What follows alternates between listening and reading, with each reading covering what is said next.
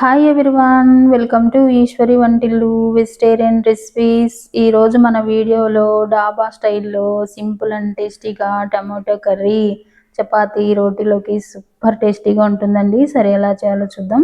దానికోసం నేను ఇక్కడ కేజీ టమాటాలు తీసుకొని పెద్ద పెద్ద ముక్కలుగా తరిగి తీసుకున్నాను. మనము ఒక అరకిలో టమాటోలు ఏమో కర్రీకి వాడతాం అనమాట.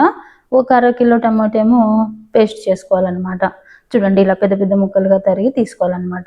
ఇప్పుడు వీటిని పక్క నుంచి ఒక మిక్సీ జార్ తీసుకొని ఇందులోకి తరిగిన టమాటో అరకిలో టమాటో తరుగనమాట వేసుకొని నీళ్ళేమీ వేయకుండా మిక్సీ పట్టి తీసుకోవాలి. మెత్తని పేస్ట్లా చేసి తీసుకోవాలన్నమాట. చూసారా, ఈ విధంగా మెత్తని పేస్ట్లా చేసి తీసుకోవాలి.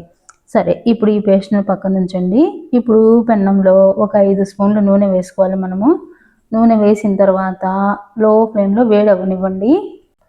నూనె వేసి వేడైన తర్వాత సన్నగా తరిగిన ఉల్లిపాయ ముక్కలు 1 కప్పు వేసుకోవాలి.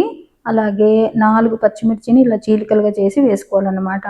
తర్వాత ఒక 15 కరివేపాకులు వేసి అంతా బాగా కలుపుకోవాలి.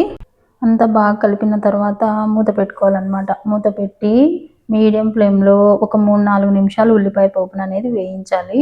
చూడండి, ఒక 3-4 నిమిషాలకు మనకు ఉల్లిపాయ పోపు అనేది ఎర్రగా వేగాలన్నమాట. చూసారా, ఈ విధంగా వేయించుకోవాలి. ఇప్పుడు ఇందులోనే 1 స్పూన్ అల్లం వెల్లుల్లి పేస్ట్ వేసుకోవాలి. వేసిన తర్వాత ఇదంతా బాగా కలిపి ఒకసారి అంతా బాగా కలపండి. కలిసే విధంగా కలిపి మూత పెట్టి లో ఫ్లేమ్లో 1-2 నిమిషాలు వేయించండి. లో ఫ్లేమ్లో వేయించండి, లేదంటే మాడుతుంది. చూసారా, అల్లం వెల్లుల్లి కూడా బాగా వేగిపోయింది కదా. ఇప్పుడు ఇది వేగిన తర్వాత మనం మిక్సీ పట్టి పెట్టుకున్న టమాటో పేస్ట్ అంతా వేసుకోవాలన్నమాట. చూడండి, అంతా వేసిన తర్వాత అంతా ఒకసారి బాగా కలుపుకోవాలి. అంతా కలిసే విధంగా కలిపిన తర్వాత మూత పెట్టుకోవాలి. మూత పెట్టి మీడియం ఫ్లేమ్లో మధ్య మధ్యలో ఇలా కలుపుతూ ఒక 8 నిమిషాలు టమాటా పేస్ట్ అనేది బాగా ఉడికించాలి. లైట్గా నూనె పైకి తేలి దగ్గర పడే వరకు ఉడికించాలి. చూసారా, ఈ విధంగా ఉడికించాలన్నమాట టమాటా పేస్ట్. ఇప్పుడు దీన్ని అంతా ఒకసారి కలుపుకోవాలన్నమాట. చూడండి, బాగా ఉడికింది టమాటా పేస్ట్ అనేది. ఇప్పుడు ఇందులోనే ఒక 1/2 స్పూన్ పసుపు వేసుకోవాలి. తర్వాత 2 స్పూన్లు కారం వేసుకోవాలి.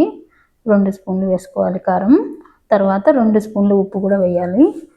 2 స్పూన్లు ఉప్పు వేసిన తర్వాత 1 స్పూన్ ధనియాల పొడి వేసుకోవాలి.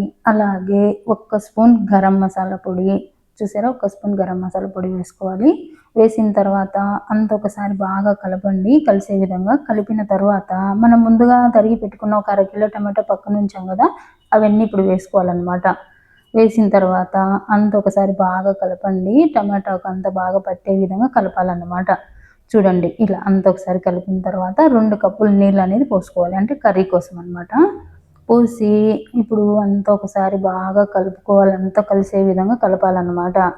చూడండి, అంతా ఇలా కలిపిన తర్వాత మూత పెట్టి మధ్య మధ్యలో మూత తీసి కలుపుతూ ఒక 15 నిమిషాలు కర్రీని మనము దగ్గర పడే వరకు ఉడికించాలన్నమాట. మధ్యలో ఇలా కలుపుతూ ఉడికించండి, లేదంటే మాడుతుంది. చూడండి, ఒక 15 నిమిషాలకు మనకు కర్రీ దగ్గరకు వచ్చి ఉంటుంది అనమాట. చూసారా, ఈ విధంగా దగ్గర పడే వరకు ఉడికించుకోవాలి కర్రీ అనేది. చూస్తేనే అర్థమవుతుంది కదా మీకు. చూడండి, ఈ విధంగా ఉడికించాలి. నాకు ఉప్పు తక్కువైందండి, అందుకు నేను ఇంకొక 1/2 స్పూన్ వేస్తున్నాను. తర్వాత చివరిగా 1 స్పూన్ కసూరి మేతి, అంటే ఎండబెట్టిన మెంతాకు అనమాట. ఇలా నలిపి వేసుకోండి, బాగుంటుంది. చూడండి, ఇది వేసిన తర్వాత ఇప్పుడు ఆ కర్రీని అంతా ఒకసారి బాగా కలుపుకోవాలి. అంతే, కర్రీ తయారైందనమాట. Tomato curry ready. ఇది చపాతీతో కానీ రోటీతో కానీ సర్వ్ చేసుకోవచ్చు. చాలా చాలా బాగుంటుంది, ట్రై చేయండి. ఇప్పుడు కర్రీతో పాటు కొద్దిగా తరిగిన ఉల్లిపాయలతో సర్వ్ చేసుకున్నారంటే మీరు డాబాలో తింటే ఏ టేస్ట్ అయితే అనిపిస్తుందో సేమ్ అలానే అనిపిస్తుంది. నచ్చిందండి వీడియో? నచ్చితే లైక్ చేయండి, షేర్ చేయండి, సబ్స్క్రైబ్ చేయండి. Thank you for watching.